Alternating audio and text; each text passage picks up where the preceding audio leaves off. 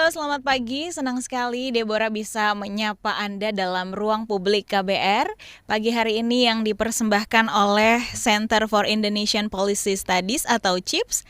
Dan tema kita pagi hari ini adalah peluang dan tantangan inovasi keuangan digital. Nah, hingga saat ini yang namanya inovasi digital memang mengalami perkembangan secara terus-menerus ya.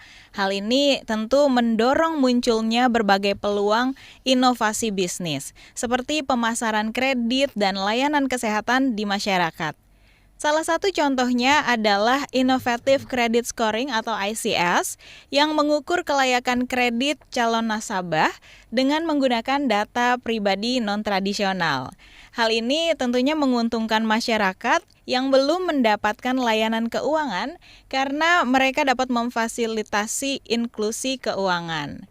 Namun, hadirnya ICS ini membuat sederet risiko yang menjadi tantangan tersendiri untuk mengatasi risiko-risiko ICS. Otoritas Jasa Keuangan atau OJK juga membentuk Regulatory Sandbox.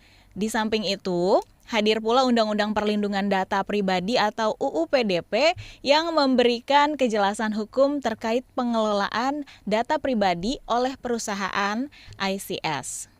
Pasal-pasal yang relevan dalam UU PDP ternyata belum sejalan dengan praktik yang ada nih.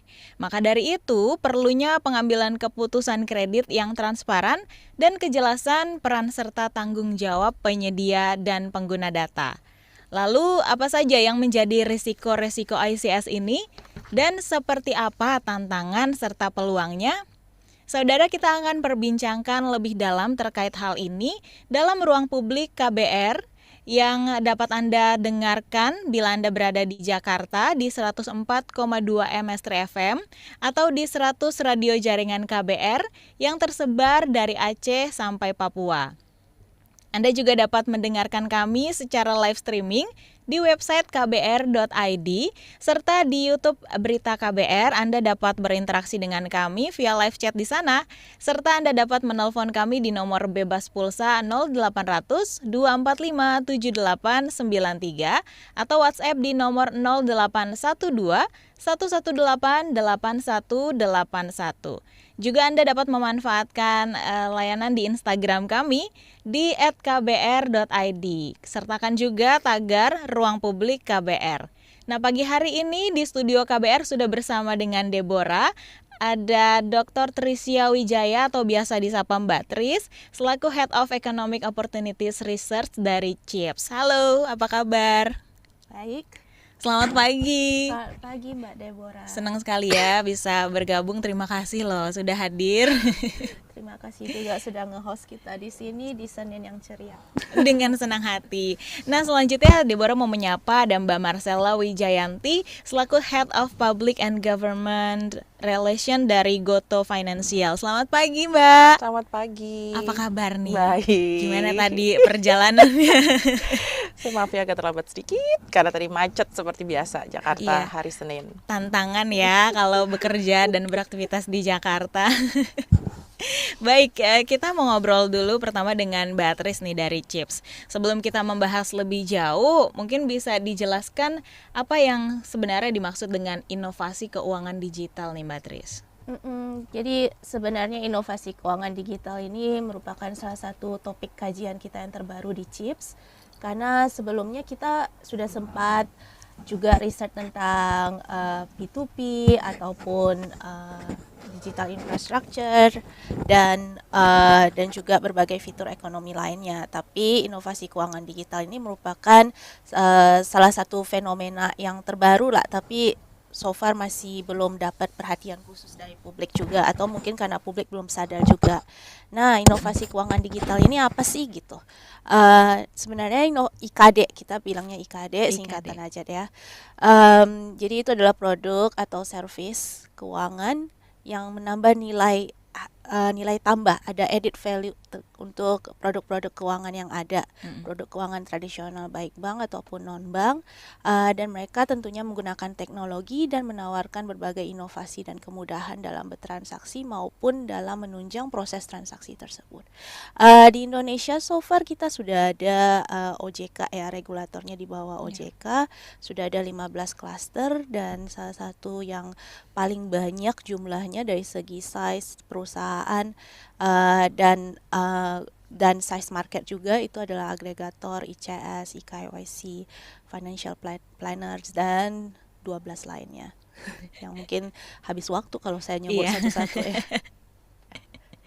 Oke, kalau misal kita berbicara tentang yang namanya IKD atau inovasi keuangan digital ini seperti yang tadi Mbak Tris bilang ada banyak ya yang terlibat di dalamnya. Lalu tadi juga sempat menyebutkan ada ICS nih. Kalau misalnya kita panjangkan, ICS itu Innovative Credit Scoring, betul ya Mbak Tris ya?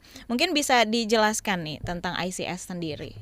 Iya, salah satu bentuk dari IKD yang terbesar juga tadi saya juga sudah sempat sebutkan dari segi market size juga di Indonesia dan jumlah company yang ada itu adalah Innovative Credit Scoring.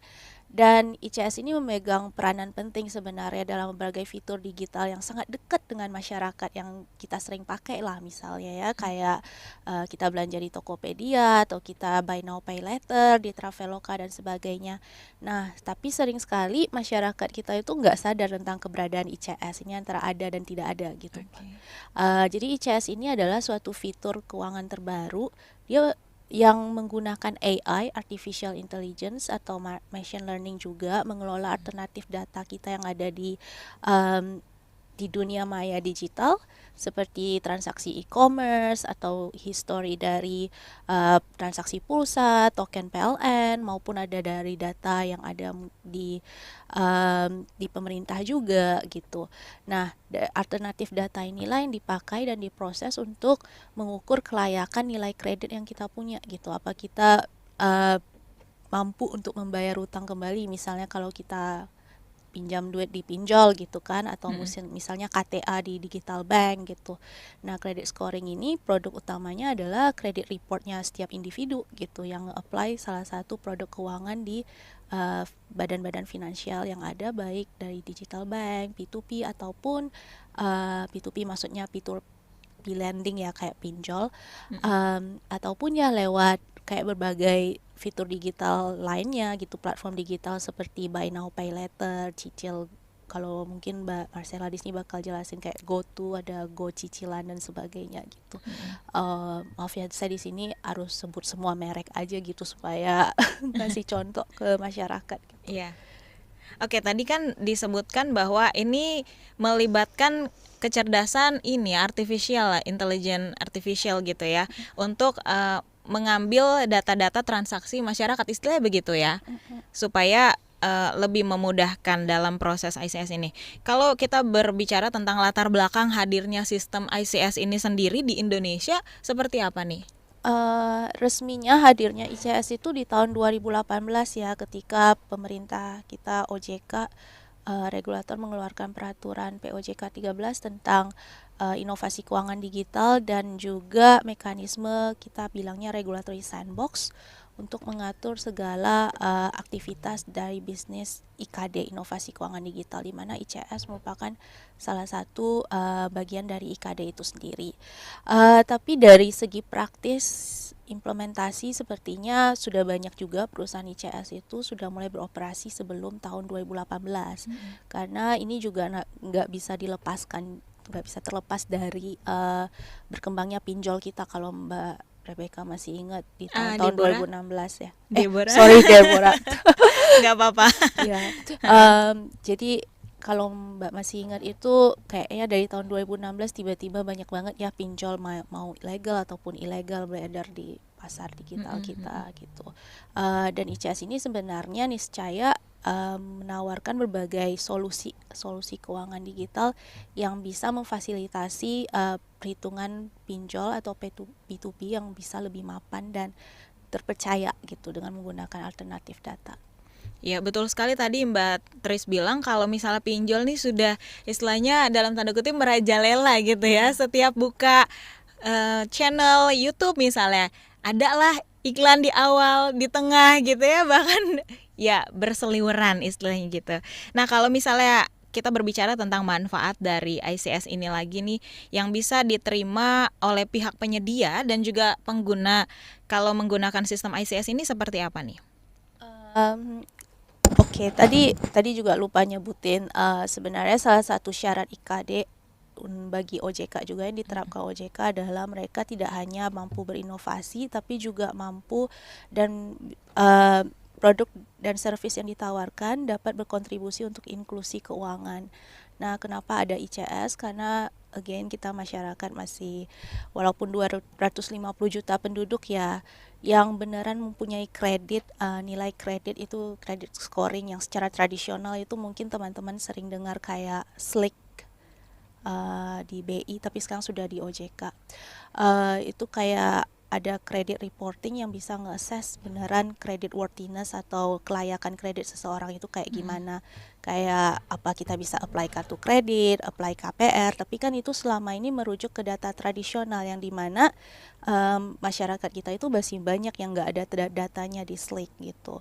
Nah, ICS ini mampu sebenarnya menggandeng lah mereka-mereka yang masih unbanked atau unserved by traditional bank dengan menggunakan data-data alternatif yang ada di digital platform.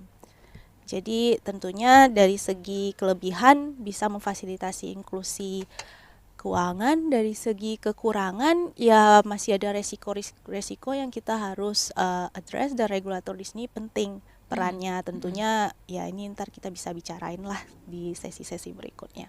Oke, nah tadi sempat berbicara tentang yang namanya kelebihan kekurangan. Kita sekalian aja kali ya, maksudnya kasih tahu ke pendengar KBR yang juga ada di Aceh sampai Papua ini supaya mereka bisa lebih aware, bisa lebih mengerti tentang ICS ini. Kelebihan dan kekurangannya seperti apa Mbak Tris? Kelebihannya tentunya bisa merangkul mereka yang tidak ada credit file ya di SLIC. Jadi kalau misalnya itu satu dan yang kedua tentunya lebih efisien dan efektif karena prinsip kerja ICS ini lebih kayak B2B.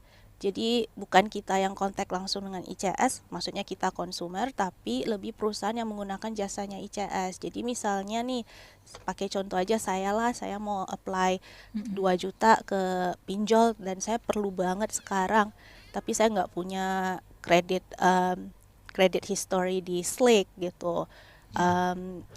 Karena mungkin saya nggak pernah punya kartu kredit sebelumnya atau nggak pernah punya apply fitur keuangan di bank, jadi nggak ada sejarah riwayat transaksi di SLIC juga. Nah di sini saya cukup bisa apply pinjol dan pinjol bisa ntar bakal me-assess data saya, nge-request ICS yang sudah di deal dengan mereka untuk meng-assess data saya yang ada di platformnya ICS itu gitu. Jadi di sini ICS fungsinya sebagai data prosesor, bukan data controller gitu. Data controller itu beda lagi. Data controller itu ntar si ICS sendiri yang ngurus sama perusahaan tertentu yang bisa membagikan data dengan mereka. Gitu. Jadi ribet banget sih. Agak complicated ya. Nanti semoga kalau misalnya mendengar penjelasan panjang lebar dari Mbak Tris tadi, pendengar kita juga bisa bertanya jika mereka mengalami ini ya, kebingungan masalah pinjol-pinjol ini, misalnya nanti dikasih penjelasan lebih dalam. Nah, baik, kita sekarang menyapa juga ada Mbak Marcella di sini dari Goto Financial ya Mbak. Kita tadi sudah ngobrol sama Mbak Tris, sekarang ngobrol sama Mbak Marcella nih. Kalau misalnya dari Goto sendiri mendorong inklusi keuangan lewat fintech dan inovasi digital nih bagaimana Mbak? Silahkan. Oke, tapi sebelum saya mungkin menjelaskan mengenai produk-produk apa saja di Goto Financial, saya mau jelasin dulu ya Goto secara keseluruhan. Baik. Ya, jadi Goto itu kan terdiri dari, kalau teman-teman pendengar semuanya udah sering pakai sebenarnya, tapi kadang-kadang nggak sadar, oh ini Goto produk ya gitu. Jadi ada tiga lini bisnis utama ya. Satu itu adalah on-demand services. On-demand services itu apa sih yang teman-teman dan pendengar semuanya biasanya taunya Gojek. Oke, Itu ya. namanya on demand services. Terus yang kedua kita e-commerce, ada e-commerce. E-commerce itu under brandnya Tokopedia. Oke. Pasti udah sangat akrab ya. Dan kemudian Goto Finansial. Nah, Goto Finansial itu apa sih gitu? Orang taunya dulu GoPay. Tapi GoPay. tapi sekarang kita punya berbagai macam produk juga yang bisa dinikmati seperti GoPay Later cicil, Go Modal yang bisa dinikmati oleh para pengguna produk-produk Goto. Oke, Mbak Marcella kita hold dulu, nanti kita akan selanjutkan lagi di sesi setelah jeda ya. Baik, pendengar kita akan kembali setelah jeda tetap di Ruang Publik KBR.